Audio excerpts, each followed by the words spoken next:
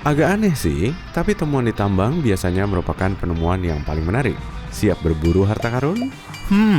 Atau mungkin kita lihat apa yang orang lain temukan saja, tanpa perlu meninggalkan zona nyaman kita. Tanzanite adalah batu yang lebih berharga dan mahal dibanding berlian. Permata ini pertama kali ditemukan pada tahun 1967 di negara yang mungkin kamu sudah bisa tebak dari namanya, yaitu Tanzania.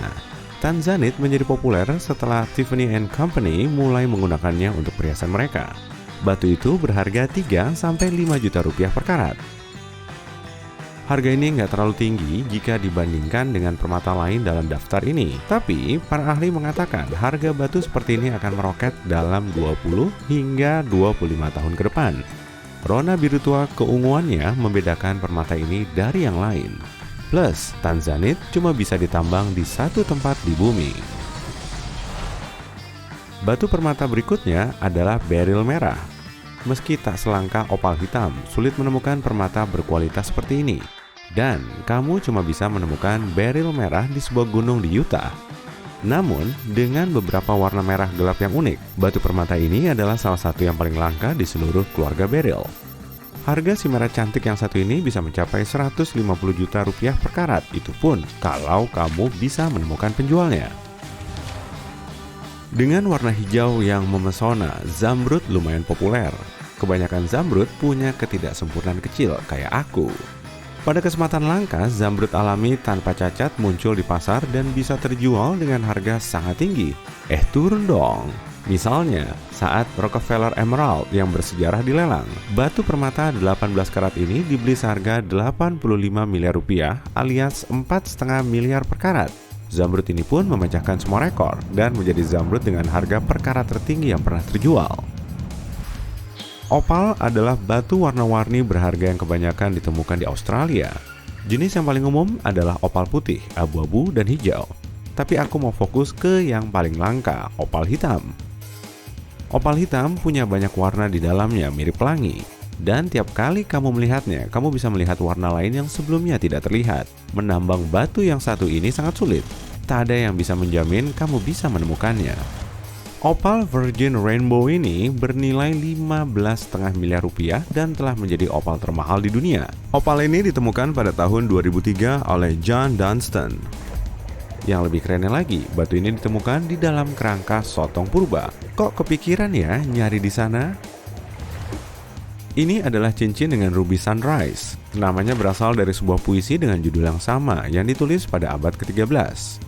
Yang membuat batu ini terkenal bukan namanya. Ruby ini terjual pada tahun 2015 seharga 465 miliar rupiah yang menjadikannya ruby termahal yang pernah ada.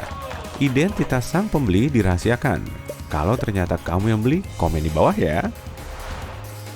Bukan cuma batu permata yang harganya mahal. Ini adalah salah satu logam termahal di dunia, rhodium. Meski tidak setenar dan sepopuler, katakanlah platinum, rhodium secara bertahap menjadi salah satu logam yang paling diminati di pasar. 80% permintaan rhodium berasal dari industri otomotif global. Jadi, logam ini dicari, tapi sangat langka. Produksi rhodium tahunan cuma sekitar 30 ton.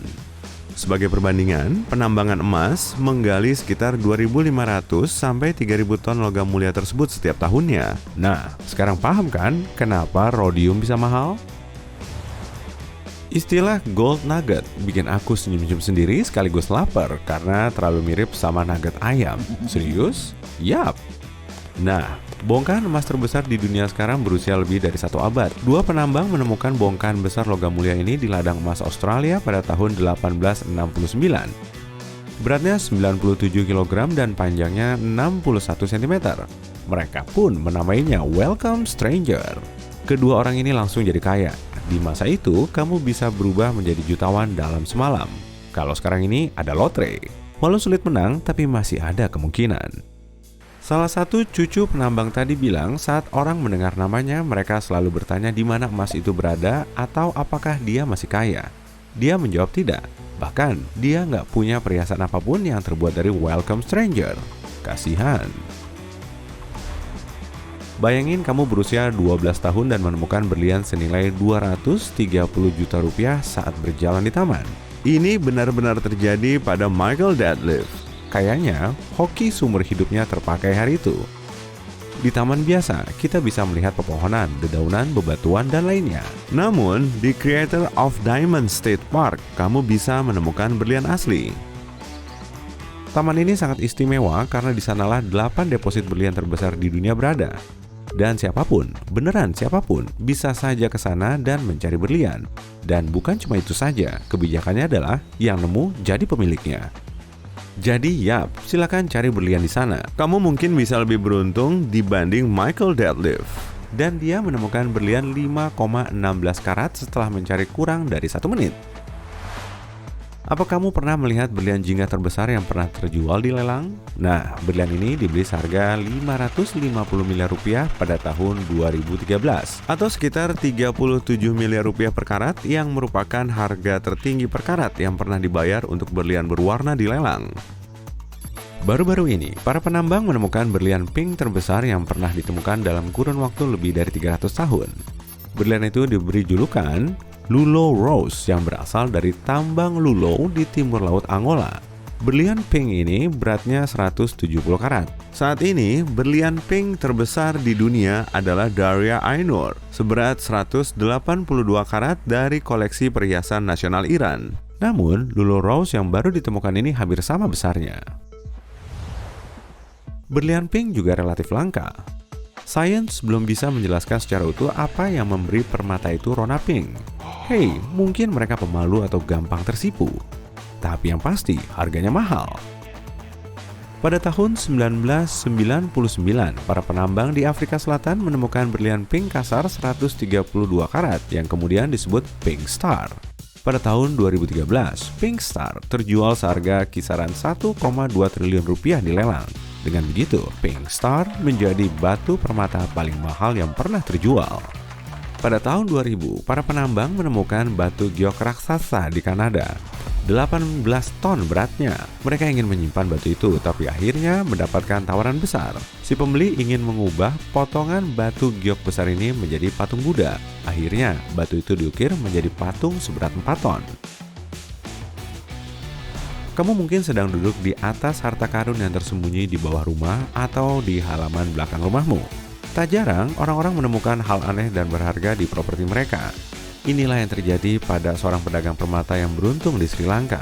Pasokan airnya sedang bermasalah saat itu, jadi dia mengebor sumur di halaman belakang rumahnya. Para pekerja menemukan gugus safir 2,5 juta karat di sana.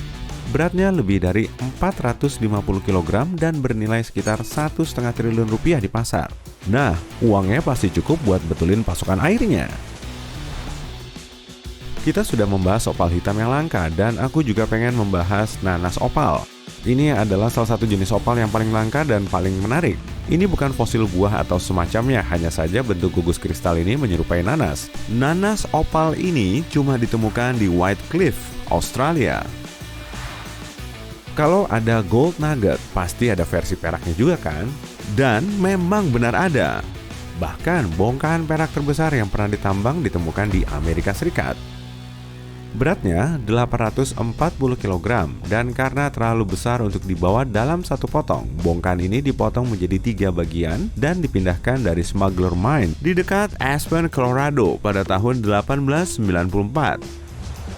Lihatlah batu permata ungu berkilau ini. The Empress of Uruguay adalah geode kecubung sempurna terbesar di dunia. Ini merupakan batu berongga dengan ribuan kristal sempurna yang terbentuk di dalamnya. Geode ini berusia 130 juta tahun.